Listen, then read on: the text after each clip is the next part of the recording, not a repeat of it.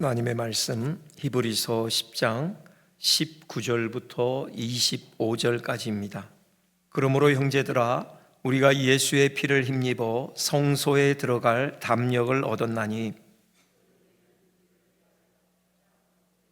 열어놓으신 새로운 살 길이요 휘장은 곧 그의 육체니라. 또 하나님의 집 다스리는 큰 제사장이 계심에 우리가 마음의 뿌림을 받아 악한 양심으로부터 벗어나고 몸은 맑은 물로 씻음을 받았으니 참 마음과 온전한 믿음으로 하나님께 나아가자. 또 약속하시는 이는 미쁘시니 우리가 믿는 도리의 소망을 움직이지 말며 굳게 잡고 서로 돌아보아 사랑과 선행을 격려하며 함께 봉독합니다. 모이기를 폐하는 어떤 사람들의 습관과 같이 하지 말고 오직 고나여 그날이 가까움을 볼수록 더욱 그리하자. 아멘. 요즘 신앙생활이 참 많이 달라졌죠. 온라인이 많이 활성화가 되면서 주일이면 교회를 가야 되는데 예배를 드린다라고 했을 때 온라인으로도 가능한 그런 시대가 되었습니다. 말씀을 듣는 것도 찬양을 하는 것도 너무 편해졌다는 것이죠. 그런데 편해진 만큼 혼자의 시간이 좀 많이 늘어난 것 같습니다. 영상으로 예배드리고 혼자 조용히 기도하고 또 사람들과의 관계는 점점 멀어지는 그런 시대. 그럴수록 마음 한켠이 이상하게 가득 채워지는 게 아니라 공허해지는 것 같습니다. 그래서 어떤 분은 이렇게 얘기하는 걸 들었습니다. 요즘은 사람 만나는 게 피곤해서 그냥 온라인으로 예배 드리려고요. 처음엔 편했죠. 부담도 없고요. 그런데 일정 맞추기도 좋았습니다. 그런데요, 몇 달이 지나 예배가 습관이 아니라 그냥 시청하는 것이 되었다라는 것이죠. 기도할 때는 집중이 안 되고 혼자 있는 시간이 나쁘지는 않지만 혼자만의 그 신앙은 결국 그 자신의 신앙을 약하게 만들었다는 것입니다. 왜냐하면 사람의 마음은요, 함께 있음, 이것이 굉장히 중요하기 때문입니다. 누군가가 옆에서 우리 기도하자, 힘내자 할 때 다시 일어나게 되고 서로의 얼굴을 보며 예배를 드릴 때 그 자리가 은혜의 자리로 변하기 때문인 것입니다. 저도 그렇습니다. 영적으로 저도 침체가 될 때 옆에서 동력자들이 같이 기도하자 이렇게 얘기하면은 처음에는 기도하기가 좀 막혀요. 근데 갑자기 기도의 문이 열리면서 기도가 잘 되었던 경험이 종종 있었습니다. 예배는 드렸는데 은혜가 깊이 남지가 않았던 것이죠.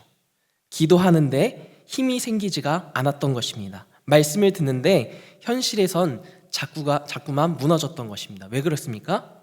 하나님은 우리를 혼자 부르신 적이 없기 때문인 것입니다. 우리 옆에 계신 분들을 한번 바라보실까요? 네, 오늘 수요예배에 오신 분들은 조금 더 성숙하신 분들이신 것 같아요. 이게 수요일 밤에 나오시는 게 쉽지가 않으시잖아요. 그런데 옆에 계신 분들 얼굴 보시고 또 기도해 주시고 또 우리 수요예배 이 빈 공간이 가득 채워지기를 주의 이름으로 축복합니다. 그래서 히브리서 기자는 이렇게 얘기합니다. 모이기를 폐하지 말고 서로 권하여 그날이 가까움을 볼수록 더욱 그리하자. 더욱 모이기 힘쓰자. 이런 이야기예요. 그래서 하나님은 언제나 같이 우리를 부르셨다라는 것입니다. 믿음의 길은요, 혼자 걸어가는 길이 아니라 함께 세워가는 여정이라는 것입니다. 혼자서 식는 불도 함께 있을 때 다시 뜨거워지죠. 예를 들면은 숯덩이가 그렇잖아요. 숯덩이가 하나가 있으면은 금방 꺼져버리죠. 그런데 여러 개가 뭉쳐 있으면 어떻게 되죠? 오래 타오르잖아요. 뜨겁게. 그래서 거기 고기 구워 먹으면 진짜 맛있잖아요. 그래서 하나님은 교회를 주셨습니다, 여러분. 우리가 각 개인이 교회이지만 우리 공동체, 소그룹들, 대그룹들 다 교회라는 것입니다. 교회 건물만 교회가 아닙니다. 그래서 예배의 자리를 지키는 것, 공동체의 품을 믿음의 동력자들을 지키는 것 굉장히 중요하다는 것이죠. 그래서 오늘 말씀은 우리에게 이렇게 묻습니다. 지금 누구와 함께 믿음을 지키고 있느냐? 그리고 이렇게 초청합니다. 신앙은 너 혼자가 아니야 라는 것이죠. 이제 예수께서 열어주신 새롭고 산 길, 그 길 위에서 함께 서 있는 공동체 신앙을 우리가 말씀을 통해서 다시 한번 상기하시고 또 세워나가시는 저 여러분들이 되시기를 간절히 소망합니다. 첫 번째로는 예수께서 열어주신 새롭고 산 길이라는 것입니다. 우리는 신앙생활을 하면서도 가끔 하나님과 멀어지는 그런 느낌을 받을 때가 있죠. 기도를 하는데 응답이 더디고 예배를 드리는데 감동이 없고 말씀을 읽는데 아무런 울림이 없을 때가 있습니다. 그럴 때는 우리는 이렇게 말합니다. 내가 열심히 신앙생활을 하려고 해도, 믿음을 지키려고 해도 하나님은 좀 멀리 계시는 것 같아. 신앙의 길은 걷고 있지만 마음은 자꾸 막혀 있는 것. 길은 있어 보이는데 마치 문이 꽉 이렇게 단단한 문이 잠겨 있는 것 같은, 그 앞에 서 있는 것 같은 느낌. 들어가야 할 방향은 알지만 문이 열리지가 않는다는 것. 그런 느낌이 있을 때가 있죠.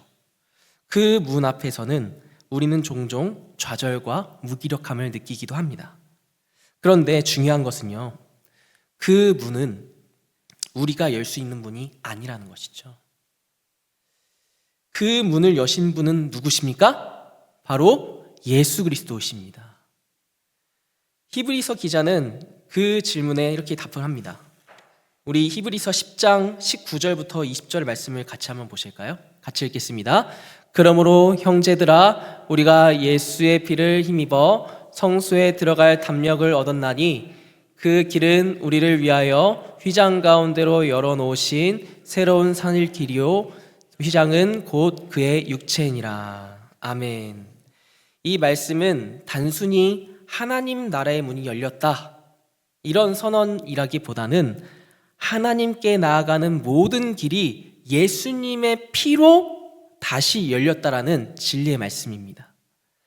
예수님은 죄로 인해 닫힌 인간과 하나님의 관계의 문을 자신의 몸으로 찢으시면서 여셨다는 것이죠. 그래서 히브리서에 휘장이 나오는 겁니다. 성소와 지성소를 구분할 수 있는 두꺼운 커튼이었죠. 그런데 그게 어떻게 됐습니까? 완전히 반으로 쪼개져 버렸습니다. 찢어져 버린 것이죠. 그러니까 죄 있는 사람은 그 안에 들어갈 수 없었던 것인데, 그런데 예수님께서 십자가에서 죽으실 때 그 휘장 위에서 아래로 쫙 찢어버리셨습니다. 하나님께 나아가는 길이 완전히 열려버린 것이죠. 왜냐하면 죄 있는 사람들은 그 휘장 안에 들어갈 수가 없었던 존재이기 때문입니다. 그래서 새롭고 산 길의 의미는 무엇일까요? 새롭다라는 것은요, 프로스파토스라는 그 원어를 가지고 있는데요, 뜻은 이렇습니다. 그러니까 희생제물을 막 드려가지고 피가 아직 마르지 않는 그 상태를 이야기하는 것이죠. 즉, 이 길은 죽은 제사의 길이 아니라 살아있는 예배의 길을 얘기하는 것입니다. 산 길은 무엇일까요? 좋은 자라는 그런 원어를 쓰는데요, 지금도 계속 생명을 공급하는 길, 이것을 뜻하는 것입니다. 그러니까 예수님이 십자가에서 한번 열어놓은 그 길이 지금도 우리에게 생명을 계속해서 흘려보내고 계신다라는 것이죠. 이 길은 과거의 사건으로 끝나지가 않는다라는 것입니다. 에베소서 2장 18절의 말씀을 보실까요? 같이 읽겠습니다. 이는 그로 말미암아 우리 둘이 한 성령 안에서 아버지께 나아감을 얻게 하려 하심이라. 아멘. 그러니까 예수님을 통해 우리는 모두 한 성령 안에서 아버지께 나아갈 수 있는 길을 얻었다라는 것입니다. 그 길이 바로 지금 우리 예배의 길이라는 것이죠. 지금도 살아있고 또 우리의 예배 자리에도 여전히 흐르고 있다는 것입니다. 예수님이 여신 길은 그때의 은혜가 아니라 지금도 이어지는 은혜의 길이라는 것이죠. 그래서 이 새롭고 산 길의 의미는 한 사람의 삶에서도 그대로 드러납니다. 우리 한국 전쟁 당시에 그 여수에서 송량원 목사님이 계셨습니다. 두 아들을 공산군에게 잃었습니다. 범인은 젊은 청년인 안재선이라는 청년이었는데요. 누구라도 복수하고 싶었을 것입니다. 근데 목사님은요, 이 송량원 목사님은 재판정에 나가셔서 이렇게 이야기하셨다고 합니다. 내 아들들은 천국에 갔습니다. 나는 그를 살려야 합니다. 그를 사형시키지 말아주십시오. 그리고 이렇게 덧붙였다고 합니다. 내게는 아들이 필요합니다. 내 아들로 삼겠습니다. 세상은 그 손영원 목사님의 말을 이해하지를 못했습니다. 누구나 그 길은 닫혀 있다라고 생각했죠. 하지만 손영원 목사님은 예수님의 그 십자가에서 새롭고 산 길이 어떤 길인지를 보여주셨던 것이죠. 그 길은 복수의 길이 아니고 용서의 길이었던 것입니다. 죽음의 길이 아니라 생명의 길이었던 것이죠. 그 길은 미움의 길이 아니라 바로 사랑의 길이었다는 것입니다. 예수님이 하나님과 인간 사이에 그 닫혀있던 그 담벼락을, 그 닫힌 문을 피로 여섰듯이 손양원 목사님은 사람과 사람 사이에 닫힌 길을 용서로 여셨던 것이죠. 그것이 바로 새롭고 산 길의 복음입니다. 죽음의 길을 넘어서 생명을 선택한 그 길, 미움을 넘어서 사랑을 선택한 그 길은 언제나 예수님의 길이라는 것이죠. 그래서 신앙의 길은요, 이론이 아니라는 것입니다. 우리가 삶을 살아가면서 얼마나 많은 사람들을 접합니까? 얼마나 많은 상황들을 접합니까? 그때 어려운 상황들을 만날 때마다 어떤 마음이 드십니까? 안 좋은 마음이 드실 때도 있잖아요. 여러분 혹시 나에게 닫혀있는 길이 있으십니까? 과거에 있으셨을 수도 있고 지금 현재 겪으실 수도 있고 앞으로, 지금은 아니지만 앞으로 겪으실 수도 있습니다. 용서하지 못하는 관계, 다가가지 못하는 사람, 혹은 하나님께 나아가지 못하는 그런 마음의 거리들, 그 길은 이미 예수님께서 여셨다는 것입니다. 그분의 피가 아직 마르지가 않았다는 것입니다. 지금도 생명을 흘려보내시고 계신다라는 것이죠. 사랑하는 여러분, 예수님께서 여신 길은요, 과거의 문이 아니라 현재의 길입니다. 그 길은 여전히 새롭고요, 여전히 살아있다라는 것입니다. 이제 그 길 위로 걸어가시기를 간절히 소망합니다. 두려움 대신에 담대함으로, 미움 대신에 용서로, 다침 대신에 사랑으로 걸어가십시오. 예수님이 여신 그 길 위에 설 때에 우리의 신앙은 다시 살아날 것입니다. 내가 너를 위해 이 길을 냈다. 그 길은 새롭고 산 길이다. 오늘 그 길 위에 하나님의 생명이 우리 안에 다시 일으키기를 주의 이름으로 축복합니다. 두 번째로는요, 함께 세워지는 믿음이 있다라는 것입니다. 우리는 종종 믿음이 흔들릴 때가 있습니다. 하루는 확신에 차 있다가 다음 날에는 아무 일도 없는데 마음이 무너질 때가 있다라는 것이죠.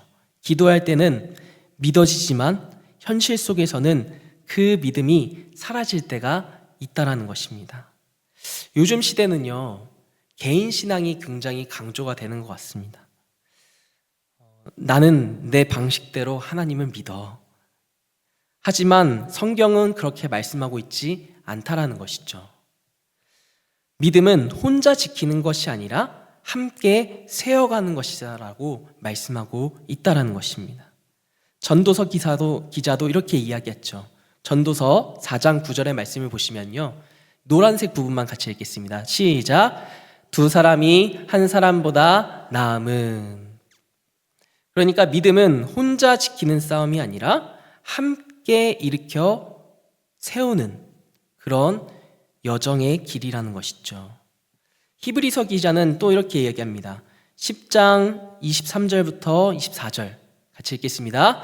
또 약속하신 이는 미쁘시니 우리가 믿는 도리에 소망을 움직이지 말며 굳게 잡고 서로 돌아보아 사랑과 선행을 격려하며. 아멘.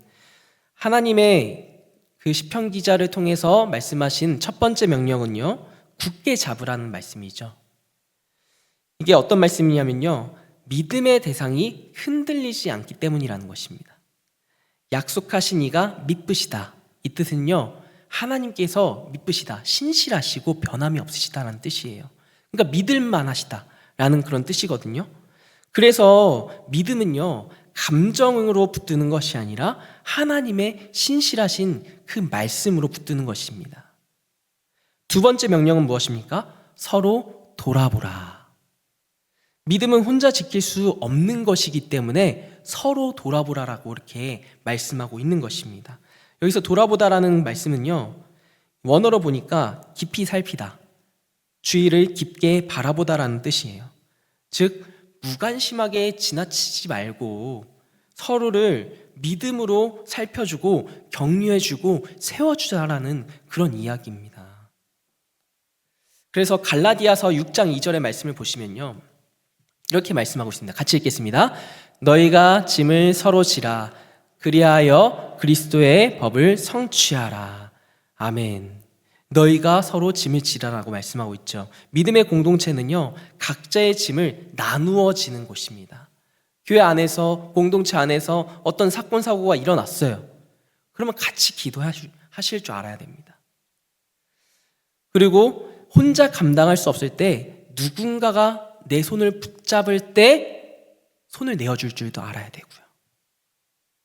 그것이 바로 함께 세워지는 믿음인 것입니다. 제 동기 목사님 중에 교회의 청년부 이야기를 들은 적이 있습니다. 코로나 시절에 예배가 전면 비대면으로 전환되면서 청년들의 출석이 많이 줄었었다고 합니다. 그런데 한 자매가 친구들에게 이렇게 말했다고 해요. 우리 매주 예배 시간에 각자 집에서 예배 드리자. 그리고 예배 끝나면은 우리 줌으로 짧게 한번 기도할까? 나눔할까? 그때는 이제 줌이 잘 활성화가 되지 않았었거든요. 그래서 이제 그 친구들이 줌으로 몇 명 모이기 시작했습니다. 화면으로 찬양도 부르고 또 나눔할 때 오늘 말씀에서 뭐가 가장 와닿는지 나눔도 하고 서로 나누었다고 합니다. 그래서 한 자매는 이렇게 고백했다고 해요. 솔직히 나 혼자였으면은 벌써 무너졌을 것 같아, 언니. 그런데 같이 예배드리고 같이 기도하니까 다시 믿음이 살아난 것 같아. 이런 고백이 있었다는 것이죠. 믿음은요, 혼자 설 수 없지만 함께 서면 다시 일어납니다. 이것이 바로 서로를 돌아보는 믿음의 자리라는 것이죠. 하나님은 나 혼자 믿음을 지키는 게 아니라 서로 붙잡고 세워주고 공동체로 자라나가기를 원하신다는 것입니다. 그래서 예배는 나 혼자 하나님을 만나는 그런 시간이기도 하지만 서로의 믿음을 일으켜 세우는 시간이기도 합니다. 동시에 이루어지는 것이죠. 그래서 서로의 기도 제목도 들어주시고요, 서로의 눈물을 닦아주는 자리이기도 하고요, 그 자리가 바로 교회라는 것이죠. 믿음은 말씀으로 세워지고 공동체로 유지가 됩니다. 혼자 있을 때는 꺼질 듯한 그 불이 함께 모이면 활활 타오르게 됩니다. 그래서 오늘 하나님은 우리에게 이렇게 말씀하시죠. 너 혼자 믿음을 지키려 하지 말라라고. 내가 내 곁에 사람을 붙였다라고 말씀하시는 것입니다. 함께 세워주는 신앙, 서로를 격려하는 믿음, 그 믿음 안에 진짜 힘이 있습니다. 여러분, 누군가를 위해서 또 옆에 있는 지체들을 위해서 함께 기도하시기를 바랍니다. 오늘 기도하는 시간에 옆에 있는 개인 기도 시간에 특별히 옆에 있는 지체들을 위해서 꼭 기도해 주십시오. 그리고 동력자들의 믿음을 붙잡아 주십시오. 그리고 나 또한 누군가의 손을 붙들게 하여 주셔서 그 손잡음 속에서 하나님이 함께 하시기를 기도하시는 저 여러분들의 삶이 되시기를 간절히 소망합니다. 자, 마지막 세 번째로 모이기에 힘쓰다 라는 말씀인데요.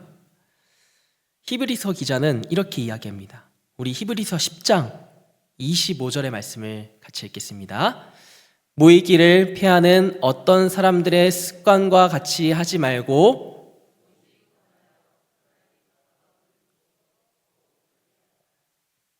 아멘. 요즘은 참 안타까운 현실입니다. 예배가 필수가 아니라 선택이 되어가고 있는 것 같습니다. 피곤하면 쉬고 바쁘면 건너뛰고 유튜브로 예배 드리면 충분하다고 생각을 하는 것 같습니다. 여기 계신 분들한테 말씀드리는 거 아닙니다. 그러니까 어쩔 수 없이 몸이 편찮으셔가지고 지금 온라인으로 예배 드리신 분들도 계시잖아요. 많이 계시거든요. 보통 한 20-30분 이렇게 예배 드리시는데, 그러니까 몸이 불편하셔서 하시는 거는 저는 충분히 이해합니다. 근데 좀 안타깝습니다, 이 부분은. 어쨌든 하지만 하나님은 편할 때 오라라고 하지 않으셨다는 것입니다. 모이기를 힘쓰다라는 것은요, 예배는 선택이 아니라 필수라는 것이 당연히 해야 되는 거예요.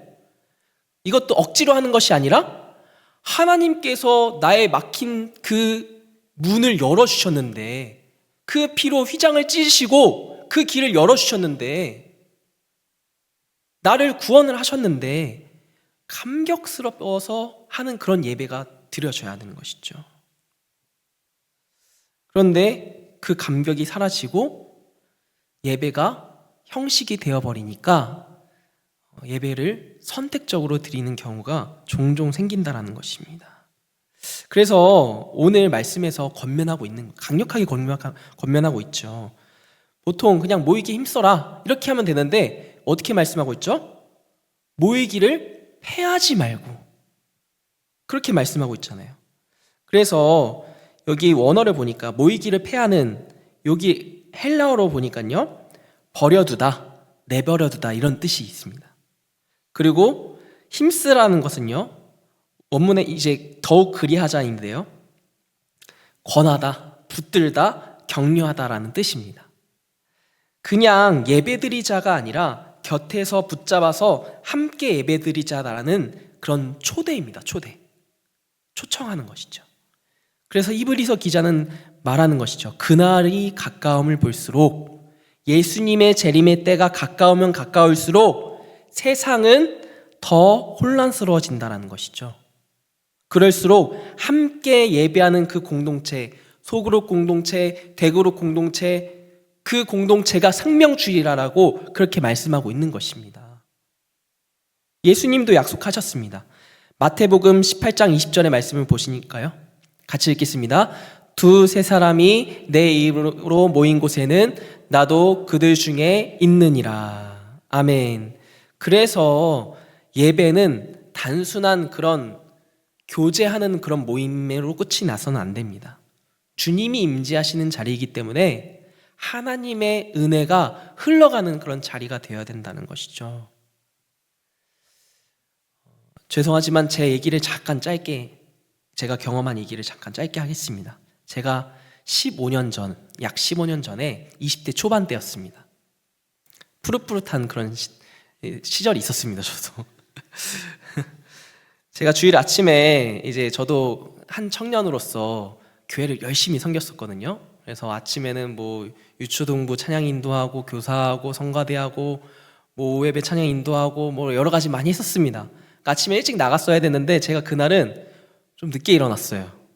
그래서 콜택시를 불렀습니다. 바쁘게 나가는데 비가 이렇게 추적추적 오더라고요. 그때가 한 봄쯤 되었던 것 같아요. 네, 정확한 계절은 기억 안 나는데 봄쯤 되었던 것 같습니다.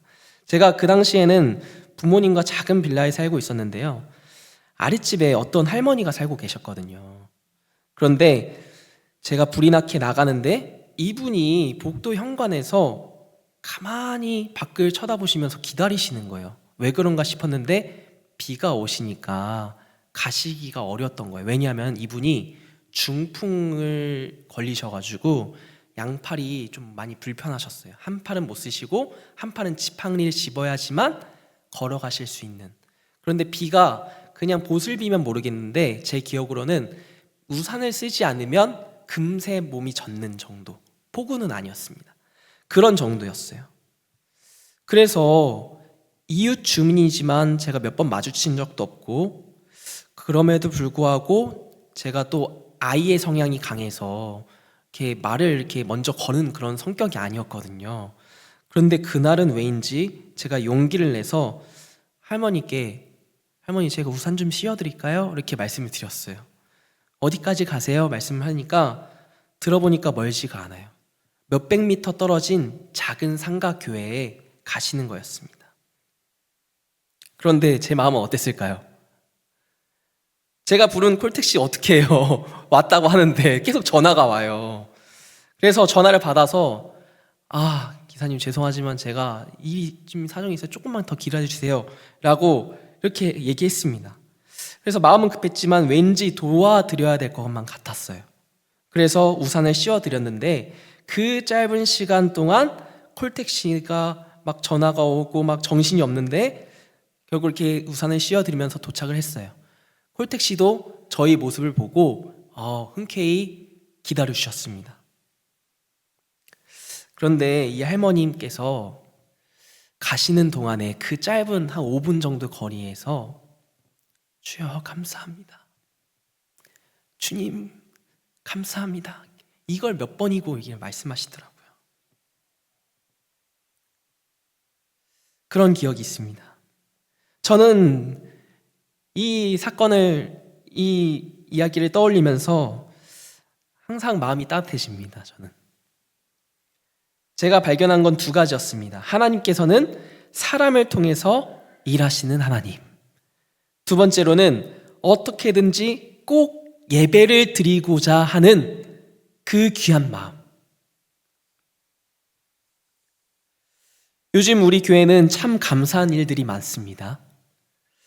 2부, 3부 오후 예배 함께 하시는 성도님들이 점점 많아지고 있어요. 그리고 거의 매주 새 가족분들도 등록을 하십니다.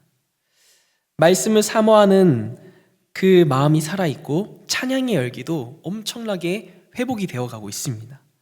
그래서 그 자리가 살아있다는 게 얼마나 감사한 일인지 모릅니다. 그래서 저는 일부 예배와 또 수요 예배에 대한 기대함도 있습니다. 물론 다들 바쁘시고 늦게까지 일하시고 또 아이들을 챙기시다 보면 교회까지 오시는 게 결코 간단한 일은 아니시죠. 그러나 누구나 피곤하고 천실이 녹록지는 않습니다. 하지만 그럼에도 불구하고 하나님은 여전히 은혜의 자리에 계신다라는 것이죠. 힘들어도 바빠도 그 자리에 나아오면 하나님이 만나 주십니다. 그래서 우리는 모이기에 힘쓰라 라는 그 말씀을 명령으로가 아니라 초대의 말로 들을 수가 있다라는 것이죠. 나를 만나러 와라. 내가 그 자리에서 너를 기다린다. 그래서 우리 교회는 계속 모이기에 힘쓰고 있다라는 것이죠. 우리 사도행전 2장 46절과 47절의 말씀을 보실까요? 같이 읽겠습니다. 날마다 마음을 같이하여 성전에 모이기를 힘쓰고 집에서 떡을 떼며 기쁨과 순전한 마음으로 음식을 먹고 하나님을 찬미하며. 아멘. 날마다 마음을 같이하여 성전에 모이기를 힘쓰고 라고 말씀하고 있죠. 초대교회 성도들도 그러했습니다. 초대교회 성도들은 삶이 녹록치가 않았습니다. 목숨이 왔다 갔다 거리는 상황들이 빈번하게 발생했고요. 그럼에도 모이기에 힘썼다라는 것이죠. 그들의 모임은 형식이 아니라 하나님의 임재가 머무르는 그런 예배에 힘썼다라는 것입니다. 우리 교회 앞으로 큰 행사들이 몇 개 있습니다. 찬양 감사제도 있고요. 성탄 전야제, 송군 영신 예배 등등 있습니다. 단순한 교회 행사 일정이 아니라고 말씀을 드리는 것입니다. 여러분, 하나님이 우리를 다시 모으시는 그런 자리예요. 저는 이번에 온 세대 함께 예배를 드리면서 정말 감격스러웠습니다. 제가 몸이 컨디션이 좋지는 않았지만 그럼에도 불구하고 막 눈물이 그렁그렁 거릴 정도로 감격스럽더라고요. 하나님을 모든 성도님들이 모든 세대가 모여서 막 찬양을 하는데 막 소름이 이렇게 막 확 끼칠 정도로 너무 감격스럽더라고요. 아, 하나님께서 우리를 이렇게 부르신 것이구나 라는 것을 느꼈습니다. 그래서 여러분, 감사 찬양제는요, 한 해에 받은 그 은혜를 감사로 하나님께 찬양 올려드리는 그런 시간이잖아요. 그래서 목장 식구들 중에서 이제 안 나오는 지체들이 있을 겁니다. 그 지체들에게 한 번씩, 최소한 한 번씩은 연락을 해주시길 바랍니다. 그 초대해 보시는 거예요. 함께 모일 때 하나님은 매우 기뻐하시기 때문인 것이죠. 그리고 성탄 전야제는요, 예수님이 오심을 기뻐하시는 자리이죠. 그래서 온 가족이 나와 예수님을 기뻐하는 것입니다. 또 송구영신 예배는 어떻죠? 지나온 그 한 해를 쫙 돌아보고 또 새해의 믿음을 함께 고백하는 그런 자리인데, 안 나오는 가족들 또 지인들 초청하시는 겁니다. 갑자기 초청해서 나오시는 경우도 있지만, 저도 빅데이터를 살펴보니까 아버지랑 여동생을 초청을 했을 때 그 이력들을 살펴보니까 나왔던 때 안 나왔을 때 보니까 갑자기 얘기하면 잘 안 나오시더라고요. 네, 지인도 마찬가지고요. 갑자기 얘기하는 거 아니고 미리 좀 몇 주 전부터 계속 이렇게 몇 번씩 얘기하시면은 그게 조금 더 효과적이었던 것 같습니다. 왜냐하면 일정을 조율해야 되니까 그런 것 같습니다. 그렇다라고 이렇게 계속 나오라고 반복적으로 하면은 질려버릴 수도 있겠죠. 네, 나옵니까? 안 나옵니까? 네, 안 나올 수도 있습니다. 그러면 그래서 지지고 볶는 거는 하나님이랑 하시고, 초대할 가족이나 지인들에게는 친절하게 툭툭 그냥 한 번씩 던지시는 겁니다. 왜요? 모든 자리가 모이기에 힘쓰라라는 그런 말씀의 신천이기 때문인 것입니다. 모이기 위해 애쓰는 그 마음, 그 자리를 지키는 그 걸음에 하나님은 분명히 은혜를 더하십니다. 사랑하는 여러분, 예배는 쉽지 않습니다. 시간을 내야 되고요, 마음을 모아야 하고요, 때로는 피곤함을 이겨야 합니다. 하지만 그 모든 수고는 결코 헛되지 않다라는 것이죠. 하나님은 그 자리에 계십니다. 그 예배의 자리에 은혜를 예비해 두셨습니다. 그러므로 오늘 다시 결단하시는 저와 여러분들 되시기를 간절히 소망하는데요, 우리 옆에 있는 사람들과 함께 이렇게 고백하시겠습니다. 자, 옆에 계신 분들을 바라보시고 예배의 자리를 지키는 자가 됩시다. 모이기를 힘쓰는 자가 되십시오. 네, 아멘입니까? 네, 좋습니다. 사랑하는 주님의 성도 여러분, 예배는 단순히 모이는 그런 자리가 아닙니다. 하나님이 우리를 지키시는 그런 자리이고요, 힘들어도 바빠도 그 자리를 반드시 지키시기를 간절히 소망합니다. 그 한 걸음 한 걸음이 믿음을 세우고 우리가 그 자리가 우리의 신앙을 살리기 때문인 것이죠. 여러 가지 교회 행사들이 준비되어 있습니다. 그 모든 모임의 자리에서, 예배 자리에서 하나님이 우리를 모으시는 자리입니다. 그 자리에서 우리의 마음이 회복되어지고 우리의 관계가 회복되어지고 흩어진 믿음이 다시 하나가 될 줄을 믿습니다. 신앙은 혼자가 아닌 것이죠. 예배의 자리마다 하나님이 우리를 기다리고 계십니다. 그 자리에서 다시 믿음의 불이 타오르시기를 주의 이름으로 축복합니다. 하나님 아버지, 우리에게 막힌 문을 활짝 열어주셔서 그 예수 그리스도의 보혈의 피로 휘장을 찢으시고 길을 활짝 열어주시니 감사합니다. 하나님, 우리가 예수 그리스도의 보혈의 피를 의지하여서 담대하게 나아가기 원합니다. 하나님, 모이기를 패하는 자들과 같이 하지 아니하고 모이기에 힘쓰는 자들이 되어줄 수 있도록 인도하여 주셔서 정말 나뿐만 아니라 옆에 있는 지체들과 함께 손잡고 걸어갈 수 있는 사랑의 공동체, 화평의 공동체 되어줄 수 있도록 주님 인도하여 주시옵소서. 이 시대 가운데 살아가고 있는 다음 세대들이 있습니다. 하나님, 다음 세대들이 하나님의 말씀, 진리의 말씀을 통하여서 정말 분별할 수 있는 분별력을 갖게 하여 주시고, 이 분별력을 통하여서 세상 가운데 하나님의 복음과 진리를 선포할 수 있는, 사랑을 선포할 수 있는 빛과 소금의 역할을 감당할 수 있는 자들이 되어줄 수 있도록 주님 인도하여 주시옵소서. 또 우리 교회가 하나님의 사랑과 기쁨이 넘치는 교회 되기 원합니다. 하나님, 모이기에 힘쓸 수 있도록 인도하여 주시고, 마치 숯불이 여러 개 모여서 활활 타오르듯이 하나님, 우리 교회가 성령의 불로 타오를 수 있도록 인도하여 주시어서 이 지역사회 가운데 하나님의 복음과 진리와 또 은혜를 흘려보낼 수 있는 사랑의 공동체가 되어줄 수 있도록 주님 인도하여 주시옵소서. 감사하며 예수님의 이름으로 기도합니다. 아멘. 하늘에 계신 우리 아버지여, 이름이 거룩히 여김을 받으시오. 나라의 임하옵시며 뜻이 하늘에서 이루어진 것 같이 땅에서도 이루어지리이다. 오늘날 우리에게 일용할 양식을 주옵시고, 우리가 우리에게 죄 지은 자를 사하여 준 것 같이 우리 죄를 사하여 주옵시고, 우리를 시험에 들게 하지 마옵시고 다만 악에서 구하옵소서.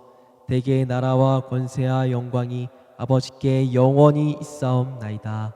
아멘.